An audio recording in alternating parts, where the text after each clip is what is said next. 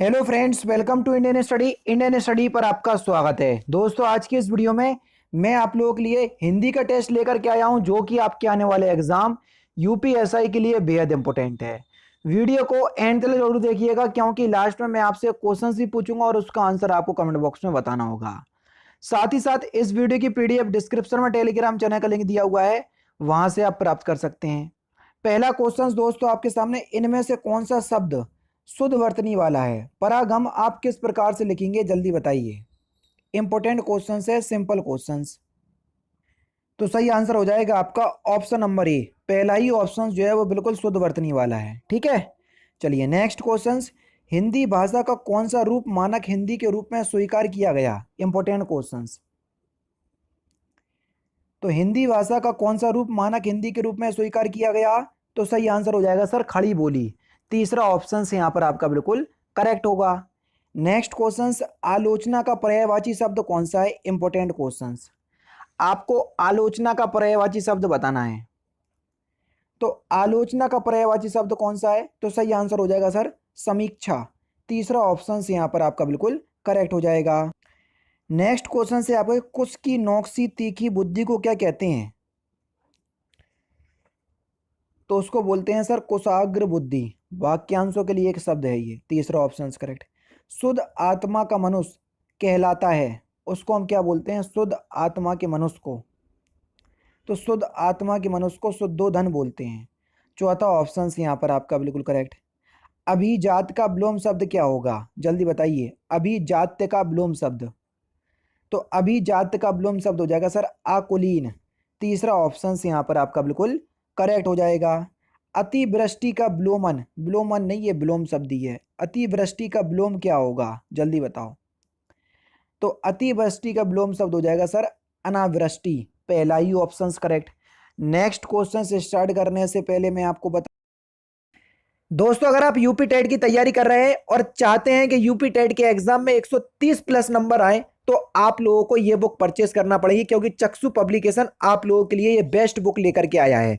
इस बुक को बिल्कुल यूपी टेट का जो सिलेबस है उसी के अनुसार तैयार किया गया है। 3000 से ज्यादा आपको क्वेश्चंस देखने को मिल जाएंगे। यूपी टेट का जो पाठ्यक्रम है, जो सिलेबस है, उसी के अनुसार इस बुक को तैयार किया गया है। और 2 सॉल्व पेपर हैं लास्ट ईयर के, जिससे आपको ये आइडिया मिल जाएगा कि इस बुक में जो मटेरियल है वो आपके लिए यूजफुल है कि नहीं। क्योंकि इस बुक को बिल्कुल हूबहू उसी तरीके से तैयार किया गया है जैसा कि आपके एग्जाम यूपी टेट में पूछा जाता है। तो ये यूपी टेट एग्जाम के लिए बेस्ट बुक है। पूरे मार्केट में इससे अच्छी आपको बुक देखने को नहीं मिलेंगे, ये मेरा आपसे वादा है। ठीक है, और सबसे अच्छी बात क्या है, देख लीजिए दोस्तों, जो आपका यूपी टेट का सिलेबस है, जिसमें बाल विकास, शिक्षण विधियां, उसके बाद हिंदी, इंग्लिश, फिर उसके बाद आपका जो भी जीके है, सारा कुछ जो है या गणित है, यहां पर आपको बता दिया गया है। बिल्कुल पूरा विषय सूची में बता दिया गया है। फिर इसी के अनुसार आपको पूरा बुक जो है वो तैयार की गई है। ठीक है, और एक चीज मैं आपको और बता दूं, यूपी टेट की तैयारी करने के बाद, इस बुक के बाद आपको अगर प्रैक्टिस भी करना है, तो चक्षु पब्लिकेशन की प्रैक्टिस सेशन वाली बुक भी आती है, जिसमें 15 प्रैक्टिस सेट है और 5 प्रीवियस ईयर के सॉल्व पेपर भी हैं। तो यहां से आपकी तैयारी जो है वो और बेहतर हो सकेगी। समझ रहे? स्टडी गाइड बुक से आप लोगों की तैयारी होगी यूपी टेट की, जो कि यूपी टेट के लिए बेस्ट बुक है। और यूपी टेट, अगर यूपी टेट एग्जाम की अगर आप प्रैक्टिस करना चाहते हैं, तो ये प्रैक्टिस बुक भी आती है, तो यहां से भी आप, इससे आप प्रैक्टिस कर सकते हैं। दोनों ही बुक के लिंक आपको डिस्क्रिप्शन में मिल जाएंगे, या आप ऑफलाइन मार्केट जो है वो परचेस कर सकते हैं, या तो ऑनलाइन परचेस कर लीजिए, जो कि डिस्क्रिप्शन में लिंक दिया हुआ है, या इनकी खुद ऑफिशियल वेबसाइट है, वहां सर पे जाकर भी परचेस कर सकते हैं, या ऑफलाइन मार्केट से भी जाकर के परचेस कर सकते हैं। डिस्क्रिप्शन में आपको लिंक मिल जाएंगे। ठीक है, नेक्स्ट क्वेश्चन आपके सामने, अभिशंसा में कौन सा उपसर्ग है? Simple question. अभिशंसा में, तो अभिशंसा में आपका अभी उपसर्ग है। दूसरा ऑप्शन यहाँ पर आपका बिल्कुल करेक्ट। अवलोकन में प्रयुक्त उपसर्ग आपको बताना है कि अवलोकन में कौन सा उपसर्ग है। Question number 9। तो अवलोकन में आपका अब उपसर्ग है। दूसरा ऑप्शन करेक्ट। निर्विवाद का संधि विच्छेद आपको बताना है कि निर्विवाद में कौन सी संधि है। Important questions. तो सही आंसर हो जाएगा आपका निहि प्लस विवाद। तो यहां पर आपका पहला ऑप्शन करेक्ट, और यहां पर आपकी विसर्ग संधि होगी। ठीक है, चलिए प्राप्तांक में समास आपको बताना है कि प्राप्तांक में कौन सा समास है। प्राप्तांक। प्राप्तांक का मतलब क्या है? अंकों को प्राप्त करना, और जहां कारक चिन्हों का बोध हो जाता है वहीं पर आपका तत्पुरुष समास हो जाता है। तो यहां पर प्राप्तांक में तत्पुरुष समास होगा, चौथा ऑप्शन करेक्ट। ठीक है, नेक्स्ट क्वेश्चन, त्रिफला में कौन सा समास है? जल्दी बताइए, त्रिफला में कौन सा समास है?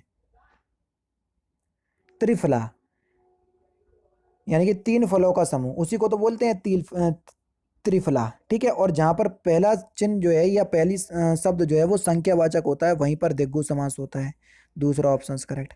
निम्नलिखित में से कौन सा वार्णिक छंद है? जल्दी बताओ भैया। इंद्रवर्जा, सवैया, कवित, ये सभी के सभी वार्णिक छंद हैं। चौथा ऑप्शन करेक्ट।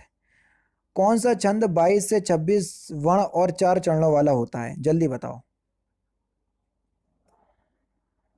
22 से 26 वर्ण वाला छंद जो है वो सवैया छंद होता है ना? तीसरा ऑप्शन करेक्ट।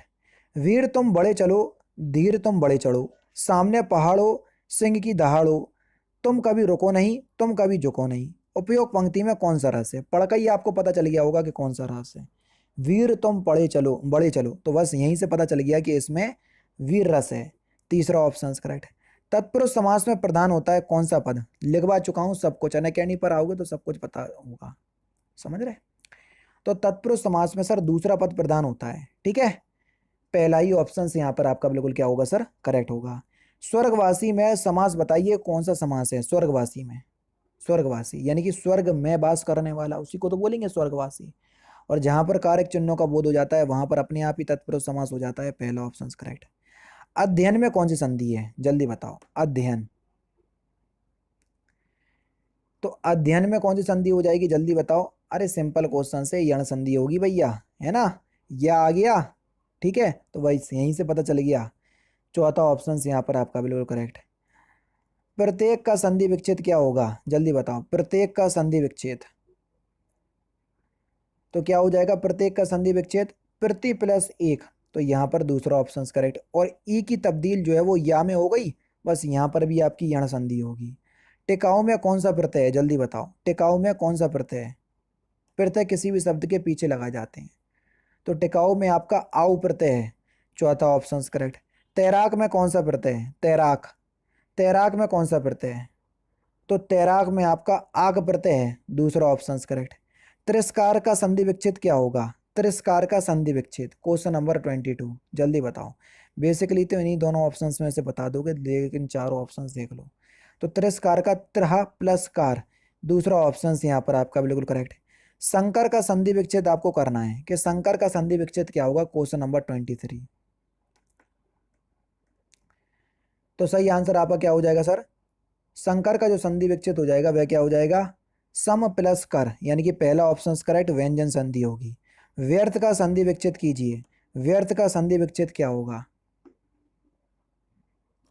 तो व्यर्थ का संधि विच्छेद होगा वी प्लस अर्थ, है ना? तीसरा ऑप्शन करेक्ट। और या आ गया, देखो वी में छोटी ई और आ, ई का तब्दील या में यड़ संधि है। ठीक है। निष्फल में किस प्रकार की संधि है? निष्फल संधि विच्छेद करोगे तो निह प्लस फल, और जहां पर अपने आप विसर्ग लग जाए तो वहीं पर आपकी विसर्ग संधि होती है। ठीक है, तीसरा ऑप्शन करेक्ट। कौन सा सर? तीसरा ऑप्शन करेक्ट। छंदमाला किसकी रचना है? जल्दी बताओ, क्वेश्चन नंबर 26। छंदमाला किसकी रचना है? तो छंदमाला जो है ये केशव दास की रचना है। पहला ही ऑप्शन करेक्ट। गिनाना किस प्रकार की क्रिया है? गिराना, गिराना किस प्रकार की क्रिया है? तो आपका सही आंसर हो जाएगा सर ये प्रेरणार्थक क्रिया है। ठीक है, और प्रेरणार्थक में भी आपके प्रथम प्रेरणार्थक के अंतर्गत आएगी। अब प्रथम प्रेरणार्थक क्या होता है, द्वितीय प्रेरणार्थक क्या होता है, ये आपको पता नहीं होगा, क्योंकि आप मेरे से अनअकैडमी पर नहीं पढ़े। जब पढ़ोगे तो आपको पता चलेगा कि किस तरीके की क्रियाएं होती हैं। ठीक है, विशिष्ट का विलोम शब्द आपको बताना है। विशिष्ट का विलोम शब्द, तो विशिष्ट का विलोम शब्द हो जाएगा सर सामान्य, दूसरा ऑप्शन करेक्ट। साकार का विलोम शब्द आपको बताना है कि साकार का विलोम शब्द क्या होगा। तो साकार का विलोम शब्द हो जाएगा आपका निराकार, यानी कि दूसरा ऑप्शन बिल्कुल करेक्ट। शुद्ध वाक्य, इस लड़की में गही दही गिरा दी, इस वाक्य को शुद्ध करना है। इस वाक्य का शुद्ध रूप क्या होगा? इस लड़की ने दही गिरा दिया, तो यहाँ पर पहला ही ऑप्शन करेक्ट होगा। भविष्य में होने वाले के लिए एक शब्द क्या होगा? वाक्यांशों के लिए एक शब्द, भविष्य में होने वाले को हम क्या बोलेंगे? तो उसको हम भावी बोलते हैं। ठीक है, पहला ही ऑप्शन करेक्ट। गणेश का कौन सा पर्यायवाची नहीं है, जल्दी बताओ। तो सही आंसर आपका क्या हो जाएगा सर, विष्णु। विष्णु आप सभी लोग जानते हैं गणेश के पर्यायवाची नहीं है, चौथा ऑप्शन करेक्ट। जब वह गाता है तब सभी शांत रहते हैं, इस वाक्य में जब वह आता है क्या है, जब वह गाता है क्या है, आता नहीं गाता है क्या है, ठीक है, गलत छपा हुआ है ये। तो ये क्रिया विशेषण उपवाक्य है सर, तीसरा ऑप्शन यहाँ पर आपका बिल्कुल करेक्ट हो जाएगा। नेक्स्ट क्वेश्चन, मूर्धन्य ध्वनि आपको बताना है कौन सा वर्ग जो है वो मूर्धन्य से बोलते हैं, जल्दी बताओ। तो पूरा टा वर्ग जो है सर मूर्धया से बोला जाता है, ठीक है, पूरा टा वर्ग, दूसरा ऑप्शन करेक्ट।